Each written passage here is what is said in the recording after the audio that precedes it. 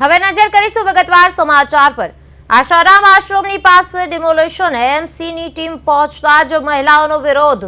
મોટેરામાં police બંદોબસ્ત વચ્ચે કાર્યવાહી કરવામાં આવી, જેમાં 17 મકાનોના ગેરકાયદેસર ભાગ તોડી પડાશે, જ્યારે તેમાં આશારામ આશ્રમ પાસે પોલીસ અને એએમસીની ટીમ પહોંચી છે। મોટેરામાં સૌથી મોટી કાર્યવાહી કરવામાં આવી છે, જેમાં એએમસીની ટીમ પહોંચતા જ મહિલાઓનો વિરોધ કરવામાં આવ્યો છે।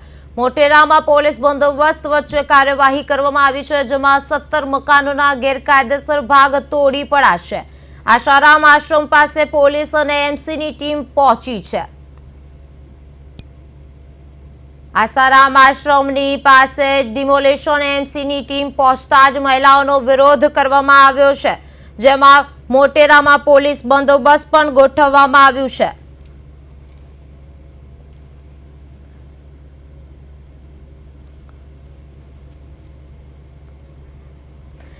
તો હવે આજ મુદ્દે અમારા સાથે અમારા સંવાદદાતા મૈત્રી વ્યાસ જોડાઈ ગયા છે।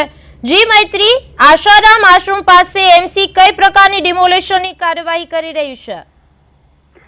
જી બિલકુલ અતિશી, જે વાત કરીએ તો મોટેરા ગામમાં જે છે તે આશારામ જે આશ્રમ આવેલો છે તેની નજીકમાં જે મકાનો જે ગેરકાયદે બાંધકામ કરવામાં આવ્યા હતા તે ગેરકાયદેસર ભાગને આજે સવારે ડિમોલિશન કરવાની કામગીરી અમદાવાદ મ્યુનિસિપલ કોર્પોરેશનના એસ્ટેટ વિભાગ દ્વારા હાથ ધરવામાં આવી રહી છે। મ્યુનિસિપલ કોર્પોરેશનના પશ્ચિમ ઝોન દ્વારા જે છે તે આ સમગ્ર કાર્યવાહી કરવામાં આવી રહી છે, જેમાં સાથે ચાંદખેડા પોલીસના બંદોબસ્તને સાથે રાખીને મકાનોના ગેરકાયદેસર ભાગને તોડી પાડવાની કામગીરી અત્યારે હાલ જે છે તે હાથ ધરવામાં આવી છે। ખાસ કરીને વાત કરીએ તો જે અસરગ્રસ્તો છે તે એએમસીએ કોઈ વૈકલ્પિક વ્યવસ્થા ન કરી આપ્યા હોવાનું અને ભાડું જે છે તે કોર્પોરેશન દ્વારા ચૂકવવામાં આવે તે પ્રમાણેની વાતચીત પણ અસરગ્રસ્તો દ્વારા કરવામાં આવી રહી છે।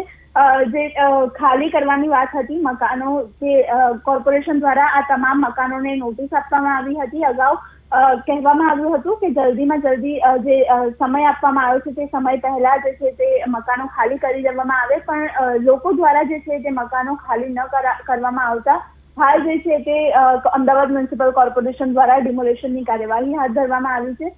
17 જેટલા ગેરકાયદે મકાનો છે જેનો આગળનો જે ભાગ હતો જે ગેરકાયદેસર બાંધકામ કરવામાં આવ્યું હતું તેને આજે તોડી પાડવાની કામગીરી હાથ ધરવામાં આવી છે। અગાઉ પણ ડિમોલિશન કરવાની વાત સામે આવી હતી, પણ પોલીસ બંદોબસ્ત ન મળ્યો હોવાના કારણે જે છે તે આ ડિમોલિશનની કામગીરીમાં વિલંબ થયો હતો। ખાસ કરીને વાત કરીએ તો આશારામ આશ્રમ જે આવેલો છે સંવેદનશીલ વિસ્તાર હોવાના કારણે પોલીસ બંદોબસ્ત સાથે રાખીને જ ડિમોલિશનની કામગીરી કરવી જરૂરી છે, જેથી કરીને અમદાવાદ મ્યુનિસિપલ કોર્પોરેશનના એસ્ટેટ વિભાગ દ્વારા પોલીસ બંદોબસ્તની માંગ કરવામાં આવી હતી, પણ અગાઉ પોલીસ બંદોબસ્ત ન મળ્યો હોવાના કારણે કામગીરીમાં થોડો વિલંબ થયો હતો। ત્યારે આજે પોલીસ બંદોબસ્ત મળવાથી આજે જે ડિમોલિશનની કામગીરી છે તે ખાસ કરીને હાથ ધરવામાં આવ્યું છે, જેમાં 17 જેટલા મકાનો છે તેનો આગળનો જે ભાગ જે છે તે લોકોએ ગેરકાયદે બાંધકામ કર્યું હોવાનું જાણવા મળ્યા હોવાના બાદ આ તમામ મકાનોની નોટિસ ફટકારવામાં આવી હતી અને ત્યારબાદ હવે આ મકાન જે છે તેને આગળનો જે ભાગ છે તે તોડી પાડવાની કામગીરી અત્યારે હાલ કરવામાં આવી રહી છે। જી મૈત્રી, એએમસી દ્વારા આગળની કોઈ કાર્યવાહી અંગે માહિતી આપવામાં આવી છે?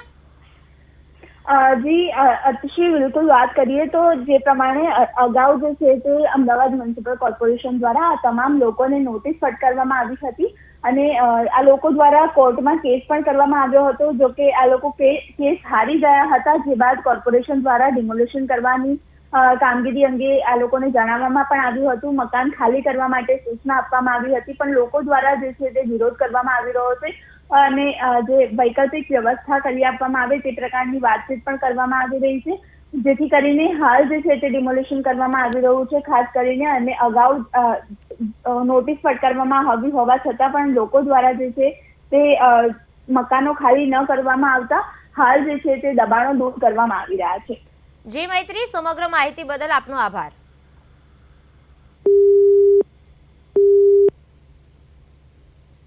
મોટેરામાં પોલીસ બંદોબસ્ત વચ્ચે કાર્યવાહી કરવામાં આવી છે અને જેમાં પોલીસ બંદોબસ્ત વચ્ચે કાર્યવાહી કરવામાં આવી રહી છે। આશારામ આશ્રમ પાસે પોલીસ અને એએમસીની ટીમ પહોંચી છે, જ્યારે આશારામ આશ્રમની પાસે ડિમોલિશનની પ્રક્રિયા કરવામાં આવી છે, જેમાં મહિલાઓનો વિરોધ કરી રહ્યા છે।